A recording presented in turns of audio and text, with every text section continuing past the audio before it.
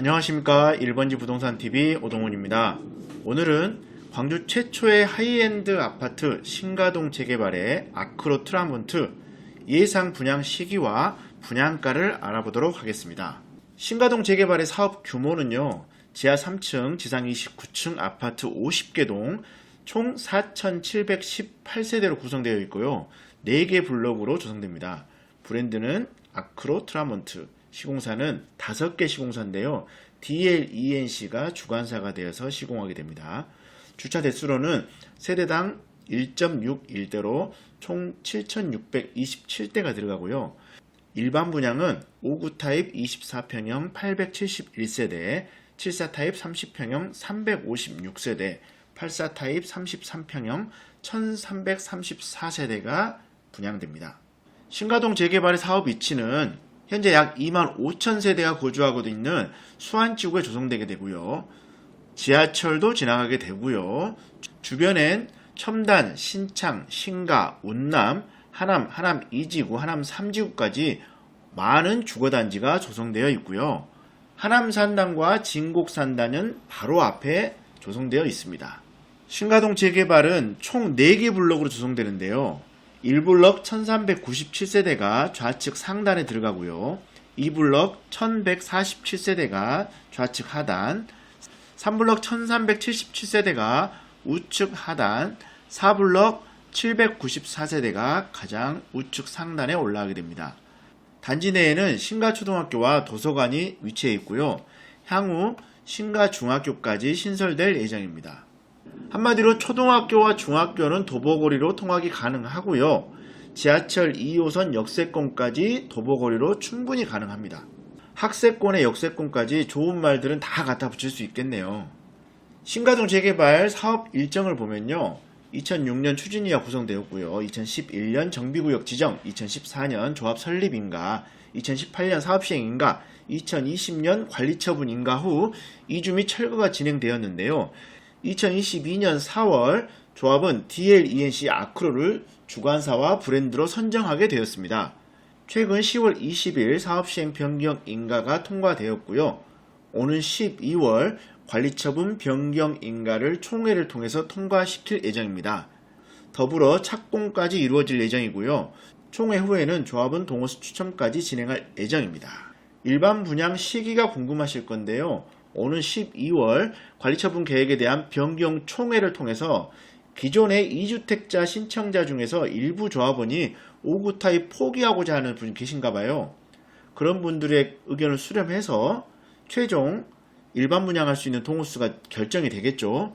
그리고 나서 그 후에 2024년 3월엔 조합원 동호수 추첨을 진행하게 될 것 같고요. 일반 분양에 대해서는 그 후에 이루어질 예정입니다. 그렇다면 일반 분양 가격은 얼마나 나올까요? 재개발, 재건축, 정비사업 같은 경우에는 비례율이라는 게 있거든요. 공사비가 올라가면 비용 부담이 커져서 조합원한테 부담이 되고요. 일반 분양 수익이 올라가면 조합원한테 이득이 돼서 조합원 수익이 올라가겠죠.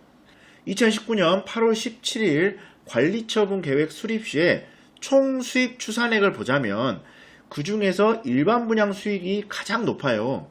당시에는 평당 1,400만원을 책정되었고 총 사업비의 약 70%에 해당하는 공사비는 평당 445만원 정도에 책정되었습니다.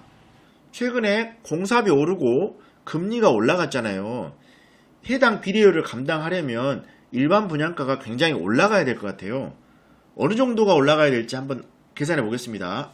총 사업비를 증가시키는 것 중에 가장 큰 것이 공사비예요. 조합은 건설사에 평당 690만원 정도의 공사비를 요구했고요. 건설사 측은 평당 736만원 정도 돼야 된다고 하더라고요. 다소간의 조정을 감안해서 평당 715만원으로 예정하여 공사비를 산정해보면 약 6,200억원 정도가 상승되더라고요. 금융비용도 사업비 이자, 이주비 이자, 중도금 무이자에 대한 모든 이자를 토탈해 봤을 때도 최근 오른 이자를 가정하자면 약 900억원 정도가 상승하여 일반 분양 수익으로 약 7,100억원의 추가 수익이 필요하다는 결론이 나옵니다.